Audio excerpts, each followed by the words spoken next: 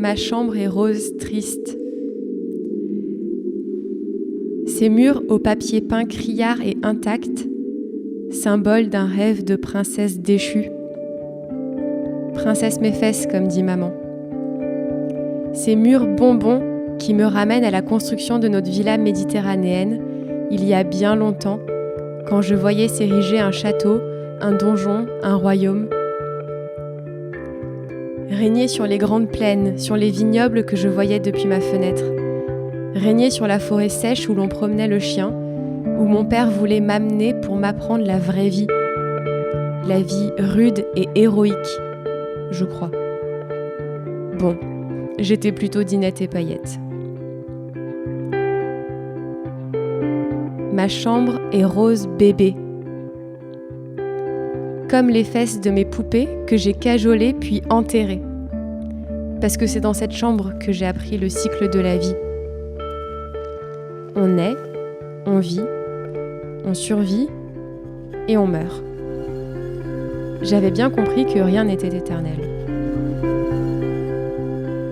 Pourtant, avec mes yeux de grande fille, je vois qu'ici rien n'a bougé. J'ouvre un placard et c'est toute mon enfance qui me saute au visage. Tout y est. L'intégrale de la collection Martine, l'intégrale de la collection Max et Lily, des centaines de magazines Les Petites Sorcières, les vêtements de poupons tricotés par Mémé, les jouets en tout genre. Oui, j'ai eu la chance que ça ne soit pas trop genré ici. Les premiers poèmes griffonnés du haut de mes 7 ou 8 ans, les carnets secrets, les journaux trimestriels de l'école primaire, les peluches, les doudous, des médailles, des quincailleries, de la pacotille enfantine.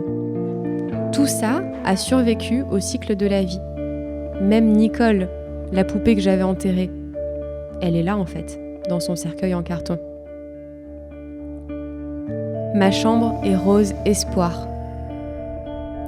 Marilyn Monroe en triptyque noir et blanc, une étagère recouverte de citations de Shakespeare, un collage encadré réalisé quand j'avais 15 ou 16 ans avec inscrit « Le vide chaotique », qui s'avère être le titre de mon premier livre, écrit et imprimé 5 ans plus tard.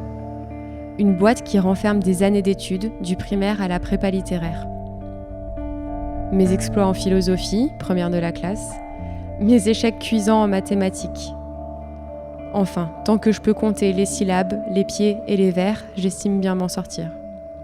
Tous ces objets qui se sont ajoutés au cours de mon adolescence, comme promesse d'un avenir lumineux, littéraire, créatif et mémorable. Un peu rebelle, sûre d'elle.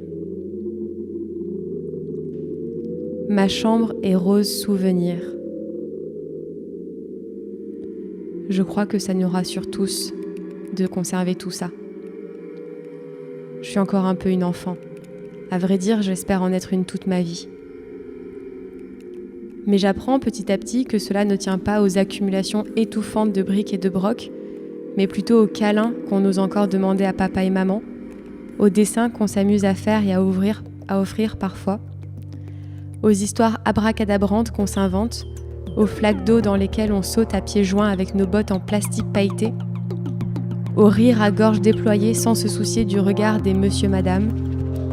L'enfance, c'est le souvenir d'un passé qui persiste dans nos yeux ébahis et heureux devant un arc-en-ciel, une vitrine de pâtisserie, une ruine de château, une rivière abondante, un chiot ou un sapin de Noël.